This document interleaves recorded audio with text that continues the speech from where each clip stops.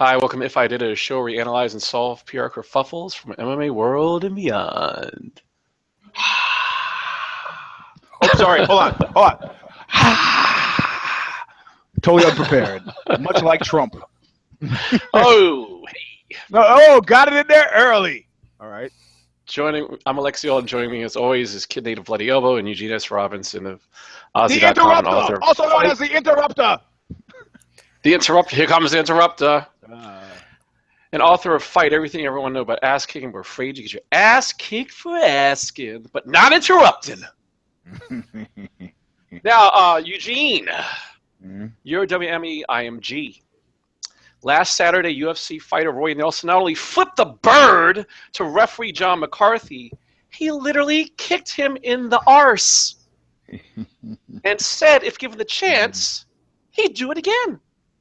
With other sports leagues fining and suspending players for just jawing with referees, what moves do you need to make to not only establish your authority as new owners of the UFC, but to safeguard the sanctity of the black shirts or whatever they call MMA referees? Well, I talked about this on Knuckle Up, and because somebody said, well, what about Jason Hyde? Jason Hyde, yeah, Jason who? Jason Hyde. I'm sorry, Jason who? Jason Hyde. Okay, we can keep this up all day, right? I mean, there's a big difference between Roy Nelson and Jason Hyde, and really, Roy Nelson is in a fuck you position of all fuck you positions. So they suspend him. So he goes, fuck you, I'm leaving. So he leaves and goes to Bellator, where, you got enough guys at this point in his weight division to have compelling matchups to his expected retirement, which is clearly not more than 4 years, which is clearly probably at least at the most 4 years away. Congo Nelson. Yeah. So, I mean, and also, I think that they said for this to happen, Big John has got to file a complaint. Now, I like Big John, and I'm a fan of Big John, but in this instance, dude was wrong. I didn't think he was as wrong until I zapped the knockout and saw, okay, bing, legs crumpled, followed to the ground, ba-bing, 2, 3, 4, ba-bing, 5, and in the midst, and at that point, Roy looks at him and goes, come on, and then delivers a 6, and then he fucking stops it. It's slow-mo. It's like, dude, I don't know what kind of vision quest you were on, but Roy was completely right. Should he have filed a protest? Could he have gotten away with just flipping the guy off? Was the foot in the ass the crossing the line? Do you feel like there'll be, a tidal wave of fucking disciplinary infractions if you don't punish a guy? I think if you're Roy Nelson at this point, Roy Big Country Nelson, you don't give a fuck. You don't fuck care. So, I mean, I think Big John wanted to go away. I don't know what he was thinking. Really, he was caught up in the heat of the moment. Maybe he didn't get there in time. Maybe he's like, I don't want to spend my remaining years getting kicked in the ass either, regardless of the decision I was going to make. But I suspect everybody just wants it to go away. If members of the Fifth Estate, Fourth Estate, fifth column, sorry. If members of the Fourth Estate keep yammering on about it, somebody will have to do something. But I think if left to their own devices, they just move ahead to 205 and forget about the whole incident. And what were the numbers like? I know not a lot of people even watched this fight, So, man, I'm sorry to come out in a conciliatory way for what I think is unsportsmanlike behavior, but it was in the cause of, he said, this guy's my friend. I know his family. I don't want to see him get hurt. I should have just walked off like Mark Hunt. It's not, but technically it's not my position to stop, but come on. So embrace the superstar system, because Jason Hyde was probably concussed. Well, you know what? WME has also got this burgeoning fighters union thing on their hands. And, if it's a fighter expressing concern for another fighter over and above that expressed by the guy who's supposed to keep him safe, what does that say? I'm suspecting that Big John and everybody, all the black shirts, would want this to go away. Just, okay. What's your take, Nate? Well, the patent unfairness. Eugene has a point with Jason Hyde not having any leverage, but the thing was, Jason Hyde got knocked out and barely shoved the referee while he was still in the daze, and then they made the most of it. I mean, they showed that highlight again and again. Dana White got on his high horse about how we're not going to allow this, and A no-brainer, I believe he called it. Yeah, no-brainer. You never touch the referee. No way, no how. Never. Completely not allowed. And, you know, certain wags on Twitter were calling it racism, which begs the question, like, black fighter shoves the ref after getting knocked out, gets immediately kicked out of the UFC. White fighter kicks the ref in the ass. Nothing happens. Not a zilt, zip, zero. And so, yeah, there's an element of bullshit there. And Luke Thomas and Jonathan Snowden and some other writers are making hay with it. But Eugene's point's a good one. Jason High had zero leverage. It was not a draw, not a very entertaining fighter. Big Country is a very entertaining fighter with a long history, big name. He's headlined cards, and he's got leverage. Bellator would love to have him. So I'm kind of torn, but I do think that it's the kind of thing you cannot allow in this sport. Once you let fighters start touching referees, where does it stop? I mean, once it becomes a gray area and big-time fighters can think they can get away with it, what's that set us up for? Conor McGregor cold-cocking a ref? I mean, yes. And just walking away with it? I don't think that's a good precedent. So I think they have to be a little bit more careful, and I think they were pretty unfair in the way they treated Nelson versus the way they treated Jason High. I think I would back up to say, one, that I think they overreacted with Jason High, but I also think they overreacted with Paul Daly. Again, what do those two fighters have in common? Yeah. But am I willing to say that?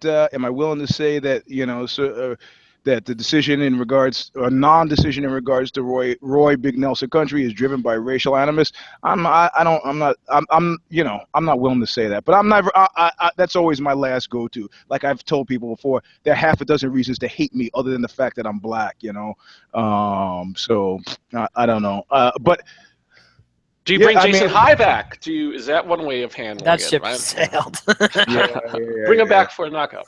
Or do you bring Paul Daly back? Or I don't know, man. Well, I'll tell you what. How about this? You also need to remember that there's no love lost between the bald one and Big John anyway, right? That's another factor. Yeah, that's a good one to get. Yeah, so why don't you do this? You suspend Roy for a year, and he would have been out for medical clearance maybe 5 months anyway, and then maybe would have only fought one more day. You suspend him for a year, and you file a complaint in the athletic commission against Big John. I mean, in other words, it's kind of like when my kids were little and would have problems. It's like the worst thing in the world is for dad to come in. Right. If you have to go to the UN of dad, what's going to happen? It's just easier to settle it amongst and amidst yourselves, because if dad has to come in, then everybody loses everything. So, my favorite phrase with my kids was, "Is there a problem?" Or "What's the problem?" And then, no, dad, no, we're okay. We're okay. So I don't know. I guess we're in a position where something has to happen, and that sucks.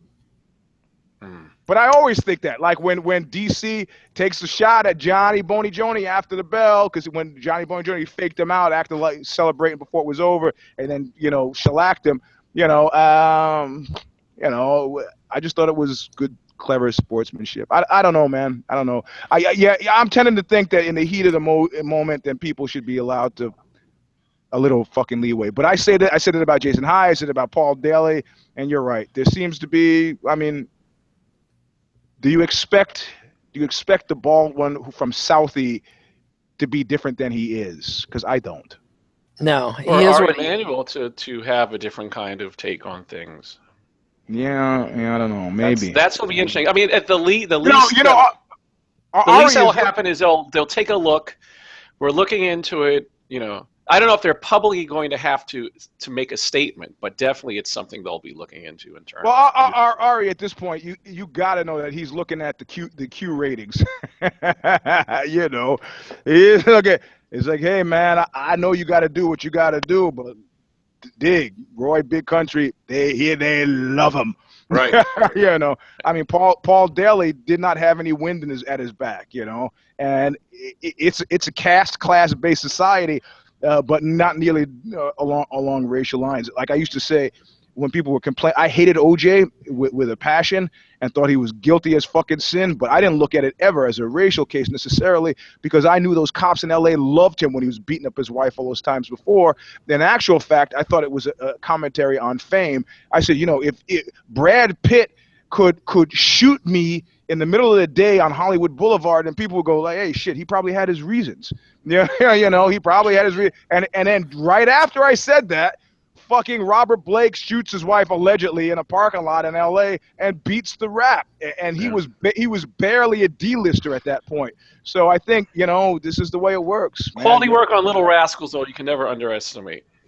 Right. And also, let's go back to, I'll give you 2 words: Claudine Longet. Didn't do a day in jail for fucking doing what? For shooting Spider Savage. You know, she was cute.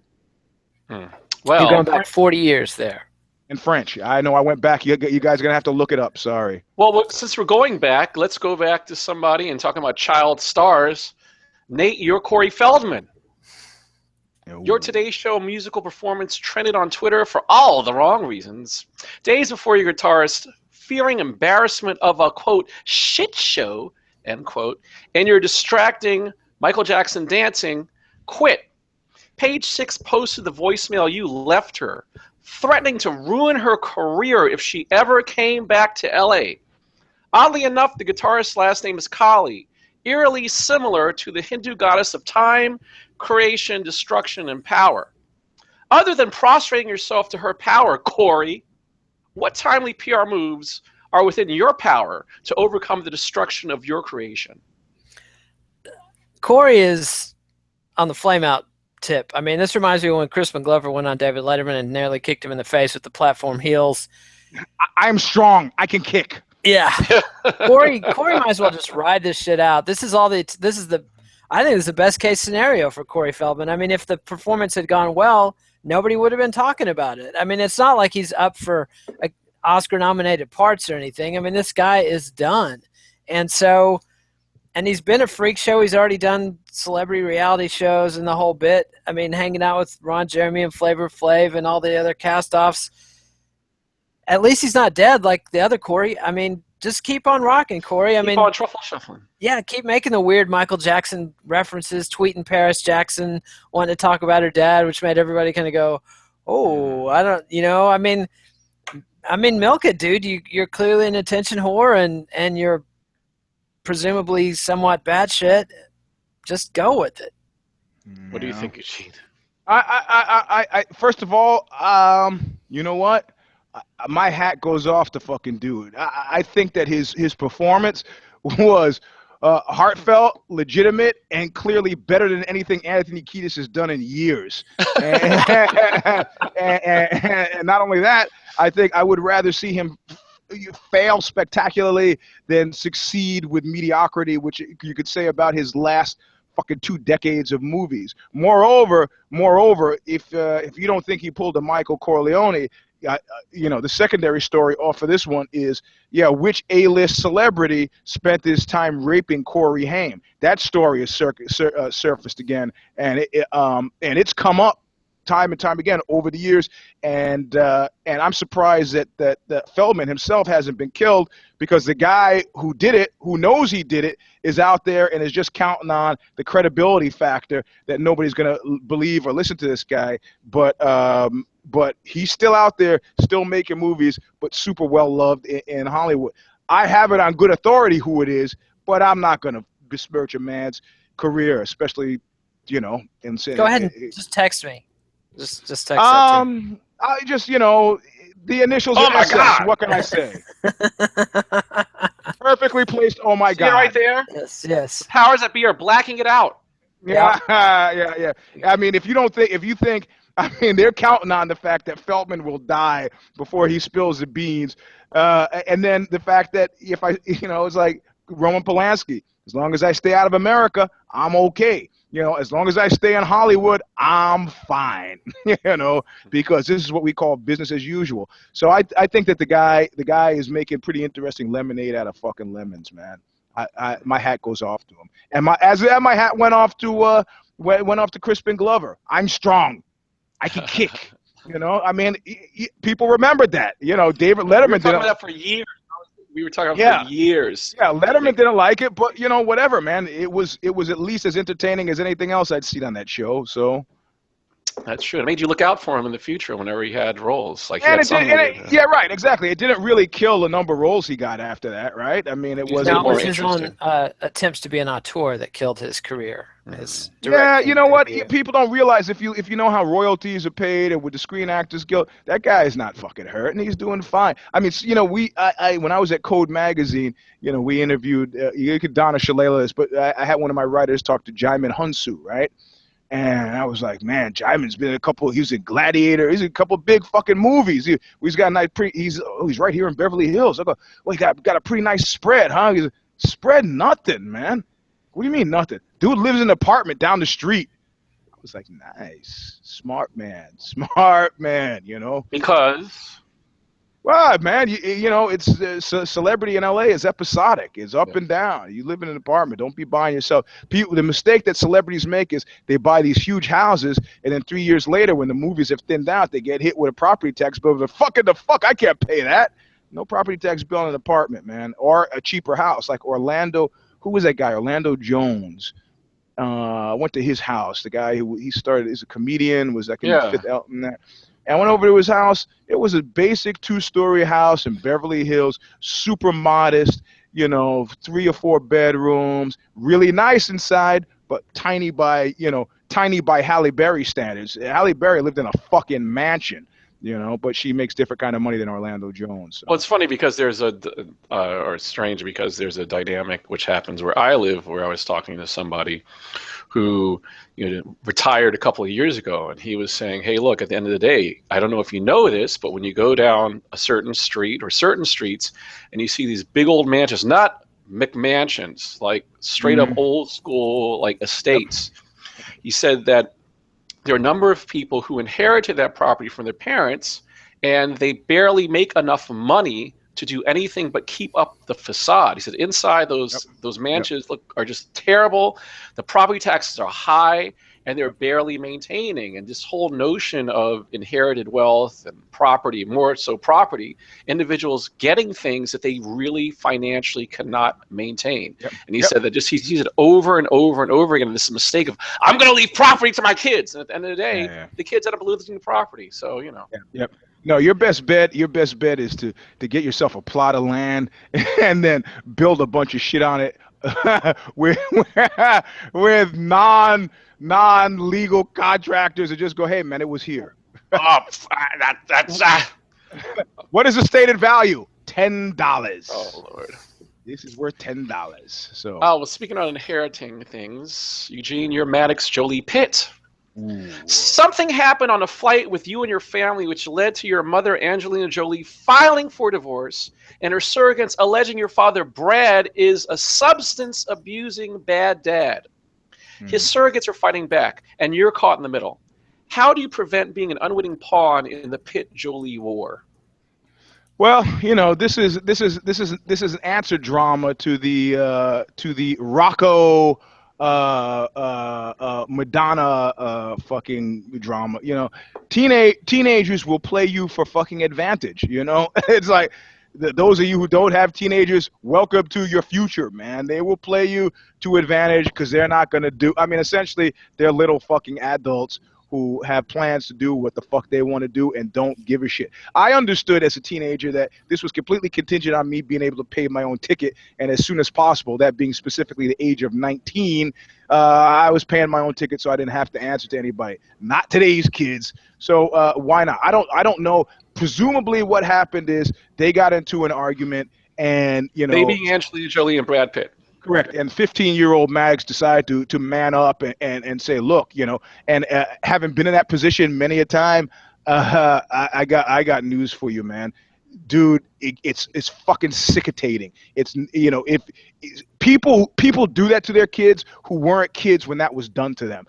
Being in the midst of adult fucking arguments when you're a kid is an drag. It's just a drag. Fortunately for me, I got the supreme delight of getting my mother in the backseat of the car and getting into a crying, screaming argument with my girlfriend over the 45-minute drive from San Francisco after I took her to see a woman who was a friend of mine, and she got very upset in the aftermath. And I'm looking at my mother the whole time in the rearview mirror, thinking like, how's it feel? How does it feel? My girlfriend's in the seat next to me crying, punching the dashboard, screaming, I know, I'm some woman you fucked, and I am my mother, and I'm just driving along, looking in the rearview mirror. It's like, that was uncomfortable, wasn't it? Now, was your mother doing the entire time? Was she shaking her head? No, she was like mortified, absolutely mortified, but knew better than to say anything. But it's like, now multiply that by 15 years. Tell me what it feels like. So the fact that the kid stood up and said something, you know, hats off to him, man. You know, like when my arm wrestled my stepfather when I was 13 or 14, and he beat me, we struggled, but I laughed my ass off because we both knew that was the last time. You know, as father and son, what's he going to do? Brad Pitt probably knows. I got to establish some sort of order here before it's too late. But, you know, nobody wants to be a passive participant to your fucking arguments. And if you're going to do that shit in front of everybody, like the couples who argue in the streets, you got to take the shit as it falls. And, you know, the reality of it is every man with a child knows this. 8 kids is not good for your fucking marriage. What were you thinking? So, if Brad Pitt's got to take it on the chin, fuck him, man. What did he think letting her adopt all those fucking kids? Unless you hire a team of nannies for each one of those kids, you are asking for trouble, Jack. And he's got it. If I were him at this point, I was like, you know what? Tap out. You got it. I'm over here, kids. You want to come and see me? This is where I live. I'm glad. I really want to see you all the time. But I'm not gonna fight. I'm not gonna fight City Hall. I don't weigh more than Angelina Jolie, a multi-generational celebrity. Fuck it. What do you think, Nate? So this is from the perspective of Maddox and what he's Maddox, what he's supposed to do from here. I mean, I would keep my mouth shut going forward, but the kid's got nothing to lose. He's not a celebrity. I mean, he's a secondary celebrity by osmosis, and he didn't do anything wrong. I mean, he's a kid. And like Eugene says, it sucks to watch your parents have arguments, and maybe he felt like his dad was being a bully. You know, I felt like, hey, I'm big enough now to at least step up and say something and not let this just go unanswered. So good for the kid, and good for the divorce lawyers, and good for the celebrity gossip mags. I mean, these people are keeping people employed and busy and keeping the economy going. I mean, hats off to Brangelina. Everybody knew this was coming. Like Eugene said, adopting all these kids, it's just like when Mia Farrow adopted all these kids. It's like, it's great that you can, you got this privileged position and you're helping people out, but at the same time, it's fucked up and weird, and everybody's going, what do you think you're doing? And so it comes to the inevitable denouement, and here we are. So and I just I just see the dude sitting in the corner pointing at his penis, going, "Hey, I'm over here. Hey, I'm over here. I'm walking here. Come on, man. 8 kids. How? Look." If you're having sex once every 2 months, that's a fucking orgy. And you right now, I know you guys, maybe you're sitting there and your girlfriend or your wife is next to you. She's listening and she's going, that guy's an asshole, right? And you're like, yeah, baby, yeah. But you know I'm right. I mean, look, everybody's busy and they're tired, but sex once every 2 months sucks, If you think it doesn't suck, yeah. Are you masturbating once every 2 months? I tell you, I do a sex advice column. And I tell you, no guy who masturbates is masturbating once every 2 months. Well, shit. I guess it's November. I guess I'll jerk one off here now that I got some time. Get the fuck out of here. Come on. Presumably, Brangelina have plenty of nannies. I mean, one would assume. No. There's this whole school of machismo that starts with natural childbirth and continues. I could do it myself. All right, man. So, come on, man. I've been looking at the dude. I've been looking at him. When's he gonna break? Apparently that's why he's always weeded out. That's the thing. Like, the fuck, man. Yeah, he's lasted 10 years longer than I thought he would.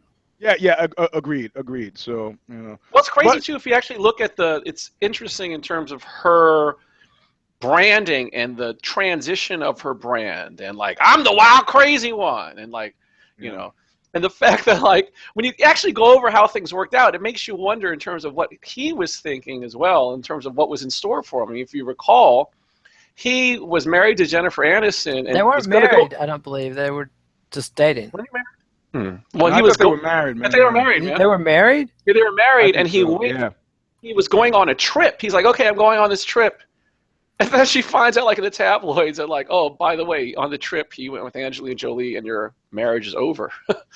Yeah, you're right. They were married. Nothing good's going to come from that. Well, the one thing that gets me about this, though, is the fact that when I first heard about it, the person who told me in terms of the Maddox involvement was totally old school and said, hey, look, you know what?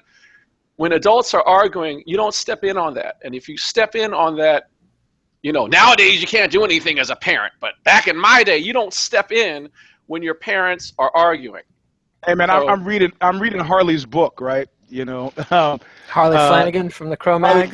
Harley Flanagan from the Cro-Mags. Give a shout out to my boy. But there's a great scene where this friend of ours, Eric Casanova, is chasing another friend of ours, Matt, down the street to beat his ass, right? So he's chasing him down the street to beat his ass. It's like, Eric, leave him alone. Eric, leave him. Eric was the first singer for the Cro-Mags. He's chasing him down the street, and they get down by Cooper Union, or there's some like NYU like fraternity guys there, and they decide to get involved, and they say, guys, violence is not the answer. And Eric, who's been chasing Matt, just turns toward him and fucks him up. I thought it turns into a huge brawl because everybody was running after Eric to stop him from beating up the friend Matt. And then when he turns to the fraternity guys, they were like, fuck it, we'll beat up fraternity guys. And, the guys were like, peace. You can't. You just can't. You don't. In New York in 1981, your MO should have been, not my business.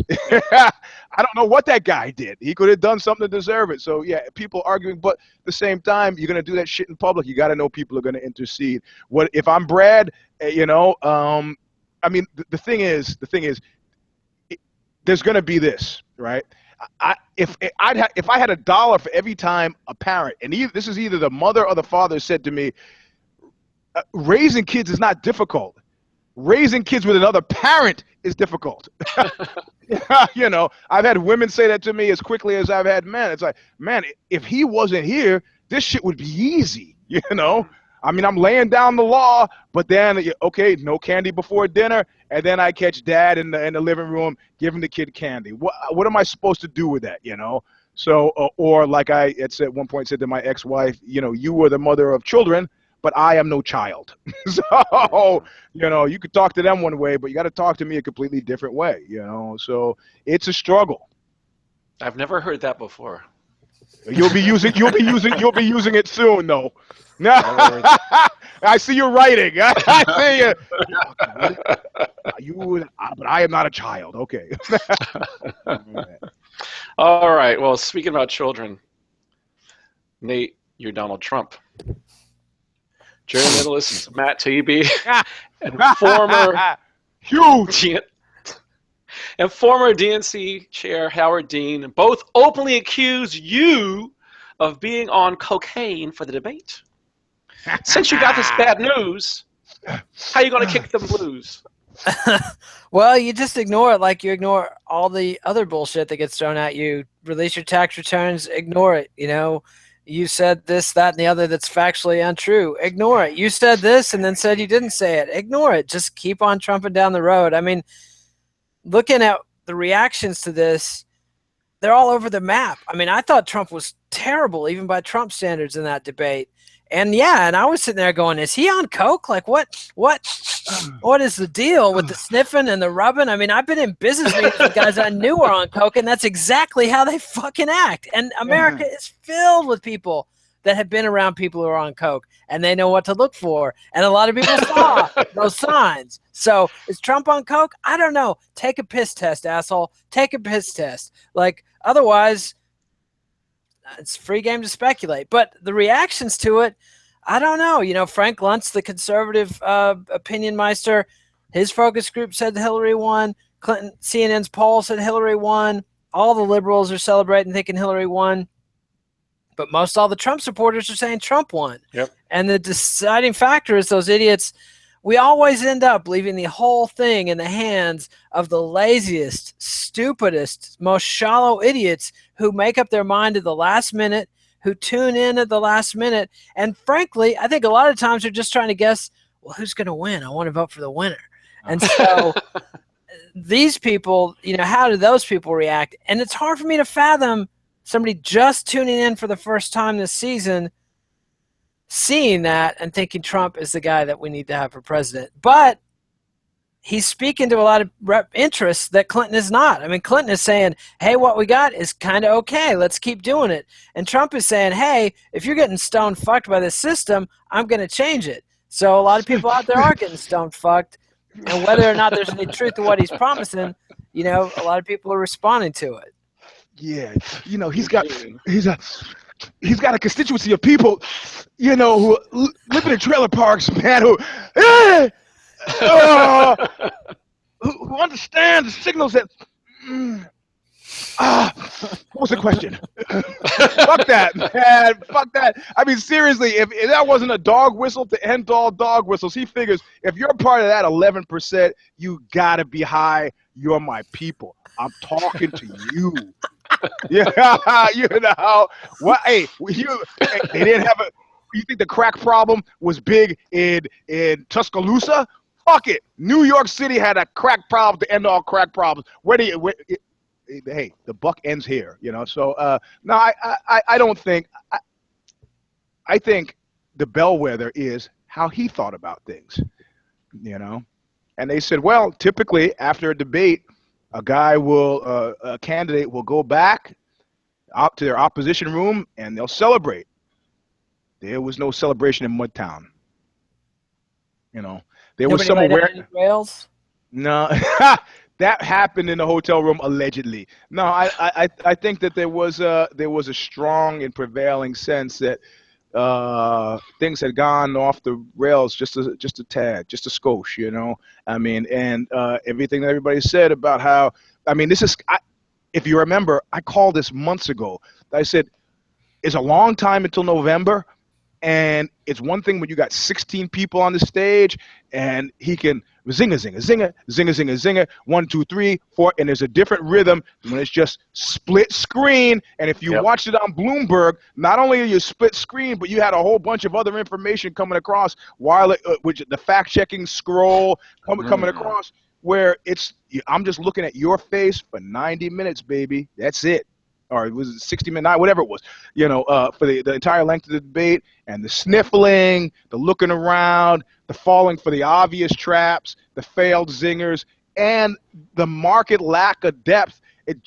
Like somebody said, he brought a 20-minute fight to a 90-minute battle. Come on, man. Come on. You know, like she said, you know, preparing for the presidency, which I think you should do. Jesus Christ, you know. I'm not running over to my friend and say, oh, I got a water main break. I'll be right over. Well, what are you going to do? Well, it's easy. I'm going to call an expert, and then we'll just start digging and, you know, stop the water. Because that's it's a disaster. It's a disaster. Yeah, come on, man. Come on. You know, I love Joe the plumber to fix my plumbing. I don't want him president. I love Sarah Palin doing funny reality TV. Don't want her as my president. You know, you're fired. Great.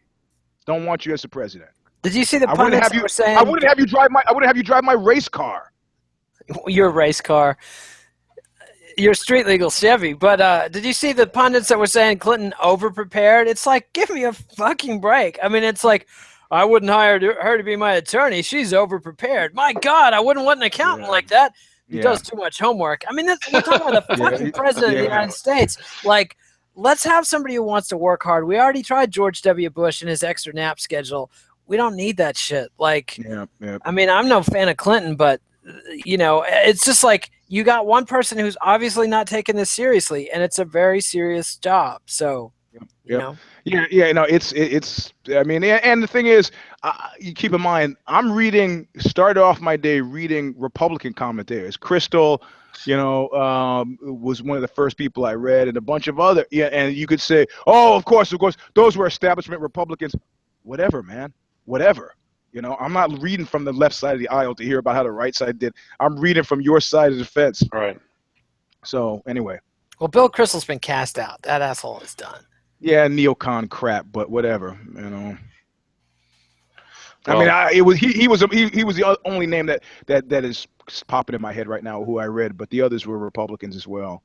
Breitbart, baby. That's where it's at these days. Yeah. There you go. What did Breitbart say? Oh, they were coming up with all kinds of excuses, alternate polls and this and that and the other. I thought from the way Breitbart was reacting that Trump lost because they were overcompensating. But there you go. All right. Man. Well, that brings us to our teachable moment.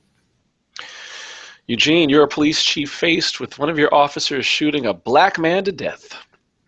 A Tulsa, Oklahoma officer killed Terence Crutcher and the city had vigils. A Charlotte, North Carolina officer killed Keith Lamont Scott and the city erupted in riots which resulted in looting and death. What can we learn from how each department handled their policing PR nightmares?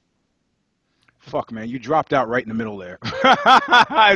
I'm guessing. I guess you said how does the police department handle their PR nightmares? That's the last part of what I heard. Yeah, if you compare what happened in Tulsa and the fact that they had vigils. Oh yeah. And then you look at Charlotte, which erupted in rioting and looting. What lessons can we learn in terms of? If I can jump in, the big difference is in Tulsa, the cop got charged with manslaughter. Yeah. The cop got charged with manslaughter. In Tulsa, the cop got charged. In North Carolina, they're still covering for him. But then people are savvy enough at this point where immediately after you know the cop Crutcher, after she got charged, and the Twitterverse was saying, charge is different from convicted, baby. We've been down this street before, you know. Yeah, I mean, it just postpones the inevitable. Manslaughter versus murder. Yeah. I mean, but at this point now, I mean, if I'm a PR professional and I'm involved in any side, they are coming so fast and furiously that people have reached critical fatigue, and it's hard to separate Walter Scott from Keith Scott from Trayvon. I mean, from the guy at the gas station. I mean, it's a fucking, I think we could comfortably say, epidemic at this point. I can't keep them straight. I can't keep them straight. And now what's happening, it becomes this weird self-fulfilling prophecy. And right, if you remember, 3 weeks ago, I was positing maybe it's a gender issue. I have never felt threatened by a female cop because, you know, women are in general dealing with brutes all the time. You know, Gloria Steinem said it best. If I'm in a heterosexual relationship, you know, the man I'm with, his biggest concern is that I'm going to make him look like a fool. My biggest concern is that he's going to murder me. You know, so female cops approach exchanges or interactions with men like they do with other interactions with men. I'm dealing with dangerous people, base level. So, and I say that, and then like a week later, Crutcher kills the guy who's got his hands up, and Crutcher was the guy who got killed. Oh, sorry. What was it? Who was it? What was the name of the cop who shot him? The woman. Can't remember. Let me see. Yeah. Is it, it helps if you're complete 100% transparency.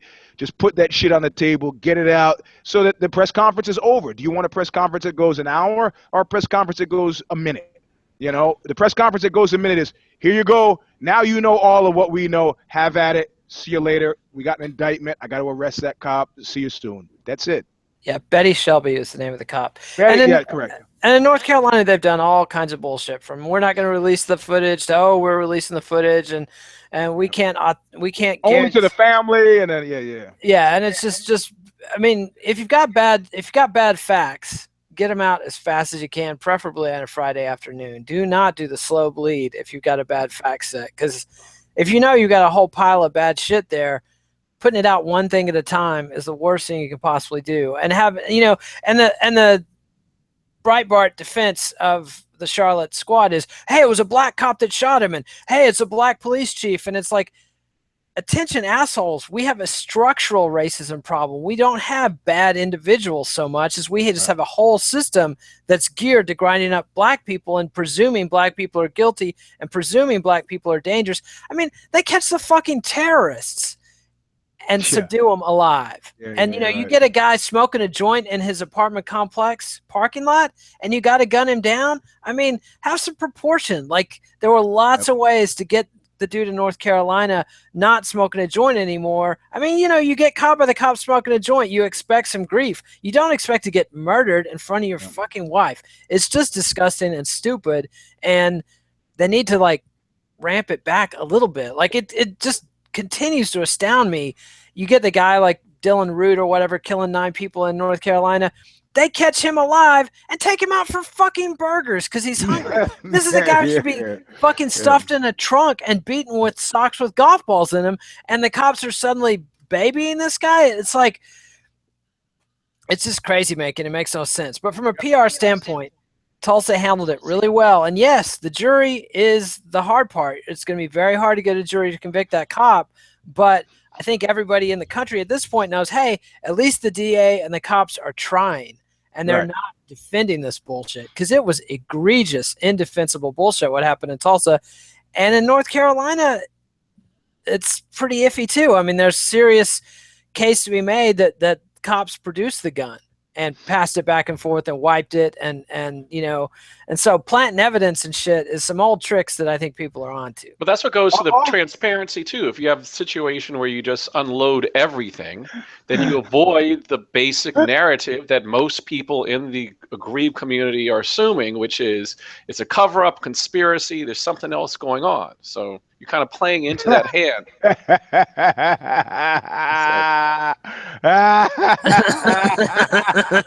Donald Trump is up. Tony Montana. Oh, Lord.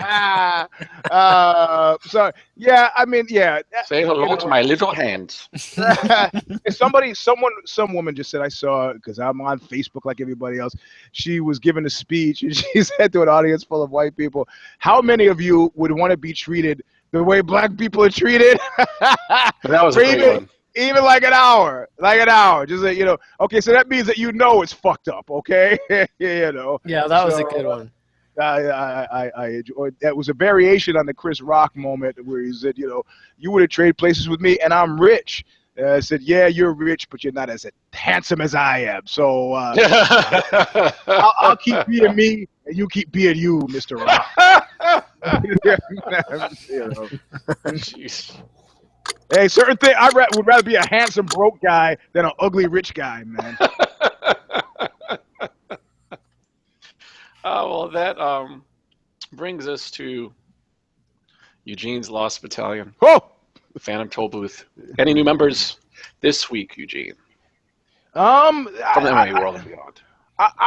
I've said this. I said this on the show, and a few people sort of called me on it, but I'm not really quite sure if people heard me. So I'm going to repeat it again.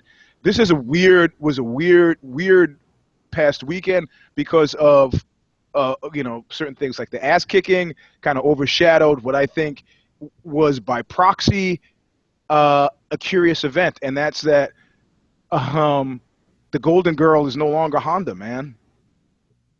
You know, they're no longer Honda. It's like after, you know, she's Vanderlei in a dress. She could lose the weight by cutting off her penis. You know, the blah da blah da blah, and suddenly, like Mad Max, you know, Cyborg is sitting there. You want to get out of here? You got to come through me. Yeah, you know.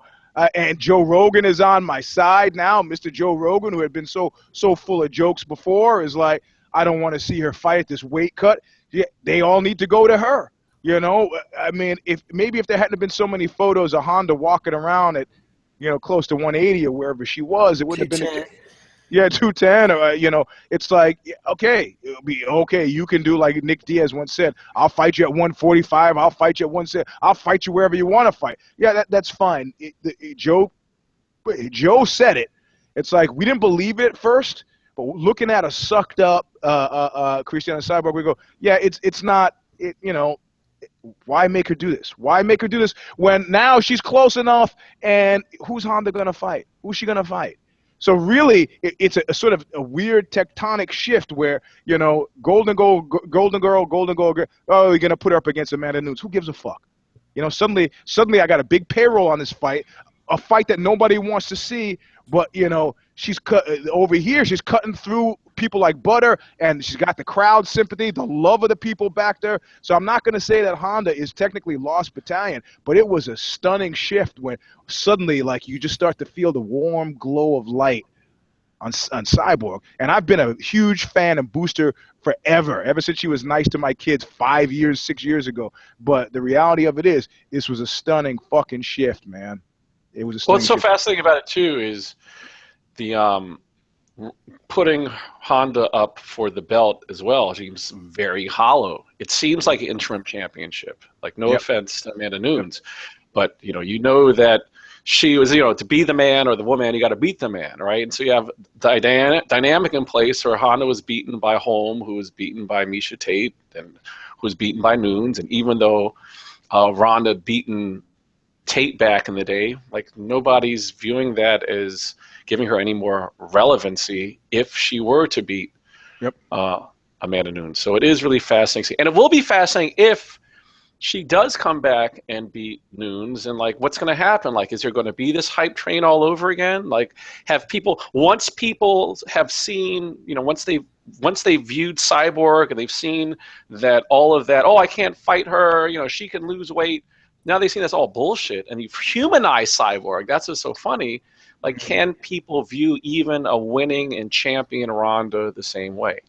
That's what's going to be fascinating. Well, I did have a guy who's a nut, and I know he's watching the show, so I'm going to just call him GK, because maybe dude doesn't want to be put on blast, but who has said, look, I am not going to support Cyborg because of GH. And I was like, let me school you on something. GH does not shit, okay? Yeah, I don't know a single person who's made gains from GH who wasn't growth hormone, who wasn't also stacking with fucking steroids. GH doesn't do anything except make you lean out. Oh, Eugene, you're full of shit. Really? I'm full of shit because Andre the Giant was so fucking strong, right? No. Talk to any single medical professional and they will tell you GH, they made her bones more dense. That's not even fucking true. That's not even necessarily true. So it's like, you want to give her a hard time for something, give her a hard time for the steroids, okay? And the steroids can exert a positive effect, they say, up to a year after usage. But the reality of it is the growth hormone was fucking insignificant in terms of, her body mass. She's like a man fighting in there. Just stop. Just fucking stop. Stop. The reality of it is Honda is she, while not totally lost battalionized, where is she? You think she should come back? Based on what I know about royalties and the movies she's been in, how successful they've been, how old she is, if she's smart, if she's smart, she doesn't need to come back. Do I think she should? I think she should. Because I'm super paranoid and never trusting things like, I think, I got about 15 mil socked away if I make the right investments. I've seen lots of people in Hollywood down on their heels, man, who had a big one time, Things change, Jack. So, I don't know. I think she should come back. She's made a big deal about being a competitor. She can hang. I mean, if she's smart, she could pull a Kungle. If she's smart, she could get another 3 fights out of it that would be perfectly entertaining and wouldn't seem bullshitty. I don't know who those fights would be. Fight first or what? Well, nobody really wants to see it, but it wouldn't lose her anything if she fights fucking Tate. If she beats Tate, she finishes out the trilogy.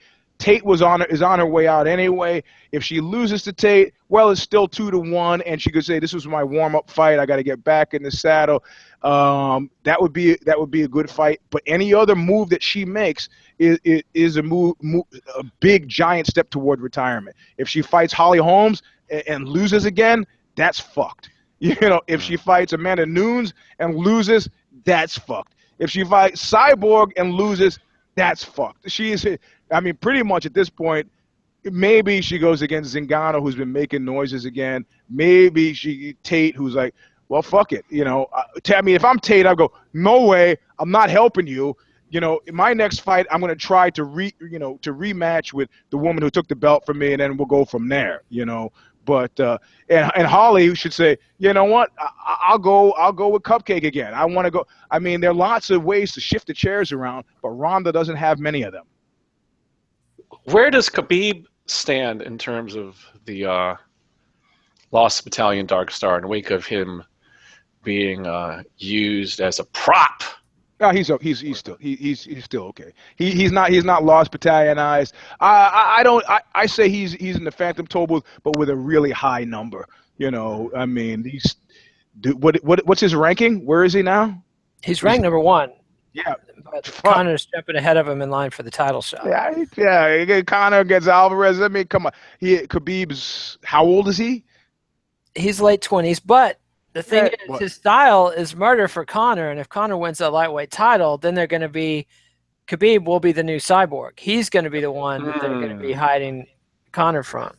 Yep. And then, you know, I mean, well, I don't know. Oh, no. Conor has created a situation where nobody's doing that guy any favors. Nobody. Who's going to do him a favor? Who? The bald one? Who? Get the fuck out of here. No way. He's put himself in this position. And, you know, from his point of view, if I got to be a nice guy who's broke versus an asshole who's rich, sorry, going to go with the asshole who's rich. Fuck off. Man. All right. Well, thanks for joining us. Follow us on Twitter at Eugene S. Robinson, at Kidnate, at Alexi Old. Please give a thumbs up. Eugene. Bring, bring. Comes with sound effects. Come on. This is MMA Journalist of the Year type stuff, man. Exactly. Come on. Tell your friends and spread the word, baby. Leave comments on YouTube. Subscribe to MMANation.com on YouTube, MMA Nation on iTunes. Visit Bloody Elbow. Read Eugene at Ozzy.com. And be sure to check out all 3 of us on Amazon.com. Got a piece up today about a woman who has a peanut butter and jelly food truck. Huh? Okay, I want a burrito. Well, yeah, I got a peanut butter and jelly burrito. No, I'll have the fried rice. Well, I got a peanut butter and jelly and fried rice sandwich, but that's it. It's like that Saturday Night Live skit where they had the Scotch tape store, and that's all they sold was Scotch tape. But I bet it's artisanal peanut butter and jelly, right? Yeah, it is. It is, actually. She crunches the nuts herself.